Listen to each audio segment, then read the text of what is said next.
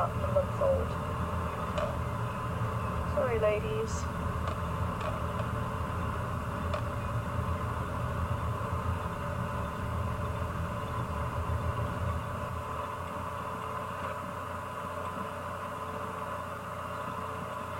You may have seen the little ones just bouncing around just as we started drive, kicking their back legs. And if you have a look at the black on the back of the Impala legs, that's actually a gland. And they're not really too sure exactly what it's for, but the theory goes that when they kick the back legs, they give off this chemical that the other Impala can smell and can follow, so the herd can stay together. But it's also, for me, it's very visual, so I wonder if they see that black as they're running away. And it tends to be when there's predators around, and they'll kick the back legs and jump as high as they can. They show the predators that I'm very strong, you know, I'm going to outrun you. So it could be a couple of things, maybe to show the predators or to try and keep the herd together, but certainly if it gives off a chemical, it could be to keep the herd together, and both male and female have it, which does back up that theory.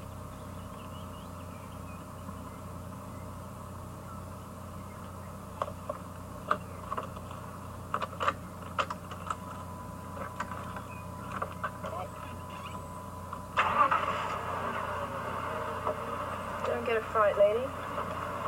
Are you going to try and cross it as well? Okay. Nope.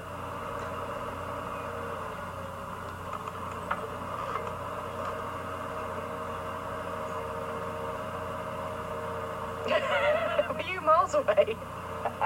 I did wonder, she looked like she was miles away. Oh, something big behind me.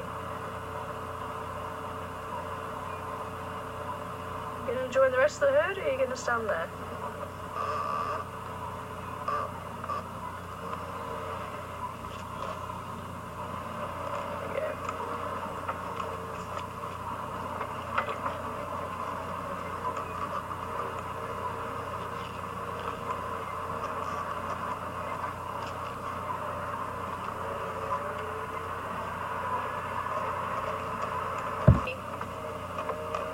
Something about that sort of height, maybe that sort of length, that works. Well, my hand's going out of frame.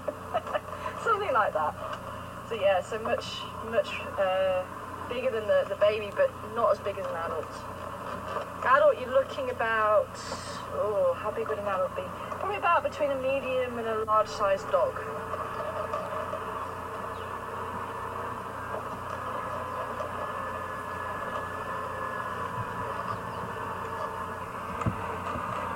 Have made a bad name for themselves again. And unfortunately, one of Karula's cubs was taken by a hyena. So people's hearts were melted, and now they're not so melted. And unfortunately, you're looking at two carnivores, and as I was saying before, the babies of those carnivores are vulnerable to anything, and there would be nothing to stop if Karula found that den unoccupied. I doubt she would walk by it without at least having a check out of what was around and possibly killing any cubs that she found. So as much as we love Karula and obviously her family, and obviously losing a cub, that's really heartbreaking. And you know, it's never easy, especially when you get so attached to these animals. It's never easy because you feel a part of their family and you feel their loss. But we do have to remember this is nature as well. And as I say, if Karula came across that little pup, she would probably do the same thing, unfortunately. So we've always got to try and remember and put it into perspective. And actually, I think losing this, so this would be her 5th litter. That's quite incredible. Because leopards, to have the success rate that Karula's had with her cubs, you're talking about 4 litters of 2. So you're talking about 8 cubs she's successfully reared so far. And she's had this fifth litter. I'm not sure if she had 1 or 2 cubs, maybe someone can fill me in. But to lose 1, so that's the 9th cub. it's obviously, as I say, it's heartbreaking to hear that she actually has lost one, but in the grand scheme of things, that's still pretty amazing that it's just been one. That really is amazing. And that just really goes to show how successful a mother she actually has been. To have that accolade behind her that 8 cubs have survived to adulthood. Now obviously what goes on after that, we don't know what happened to Shabinzi, but we have heard about Induna and Mishu. They've gone off and I think Mishu went to the north and I think he went to the west. I did hear Induna was stuck around for quite a while, but it'd be nice to hear if we had any updates from him. And obviously her daughters, they've gone on and had cubs.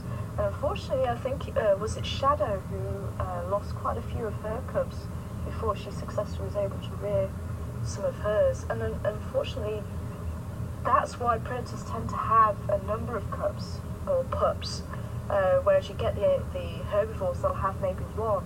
We've got some young wildebeests in front of us, but at least Mum can maybe put all her efforts into trying to protect that one, but if she had any more, it'd be very difficult. Whereas predators kind of try to have a few, maybe 2, 3, 4, and with lions, up to 5 or 6, just to try and hopefully get one through to adulthood. Because obviously it's very different for carnivores and herbivores. But as sad as it is, that is the way of nature.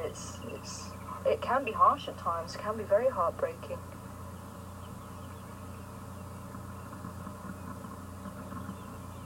But how about these? If Predator came along now, I mean, you're looking at something that could potentially help keep their cubs alive. So again, if one of these baby wildebeests got taken out, again, it would be extremely upsetting. But if the predator doesn't hunt, doesn't have food to keep the babies alive, so then the carnivore might die.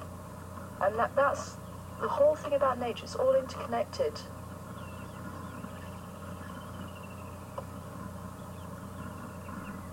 But then if the baby is strong enough and gets away, then it's possible it's going to go on and survive, breed, and have stronger young that will also maybe outrun that predator.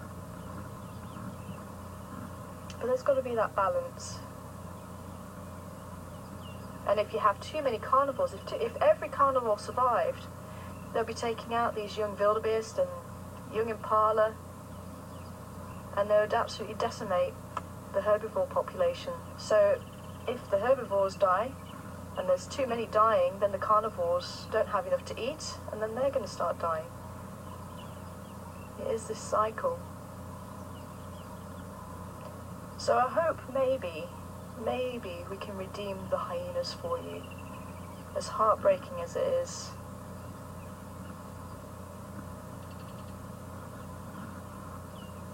But would you really want to see Karoo to come along and have payback for that baby hyena? Ask yourselves that. I don't think so.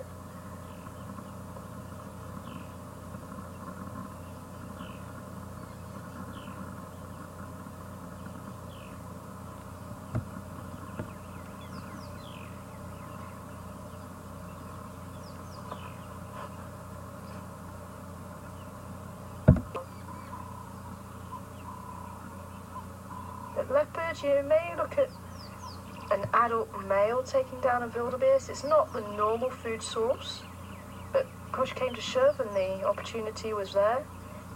It may be possible.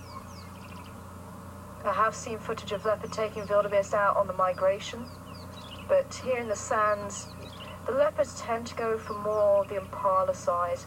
Baby wildebeest would be on their menu as well.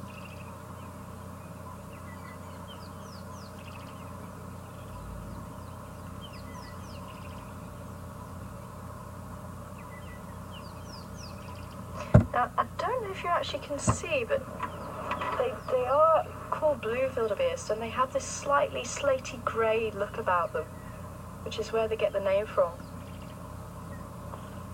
And this is the only wildebeest you're going to be seeing around in the sands, but we do also have the black wildebeest in South Africa, but that tends to be in the grassland areas, so more towards the central part of South Africa. Their horns are slightly different. The horns actually go to the front and up. Now, on the wildebeest here, you can see the horns go to the side and up. And you can see they've got a black mane and black tail. With the black wildebeest, the body's black, but then the mane and the tail are white. So there's the two big differences between the two. And black wildebeest is slightly smaller in size. But so it is quite difficult to get an understanding of size on the video here.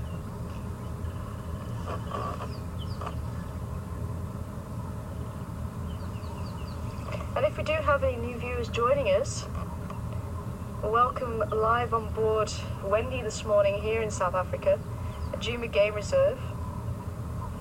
And it is slightly overcast, but it is lifting, so I'm going to start venturing a bit further afield. I'm going to try and head over to where the leopard was last seen yesterday.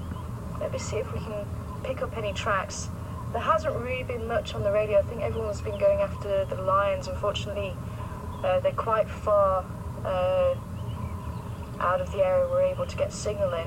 But it sounds like it was the Birmingham Pride. But apart from that, I don't think there's been any other tracks picked up, so we're going to see if we can head around and find anything for ourselves. And leave these wildebeests to their grazing.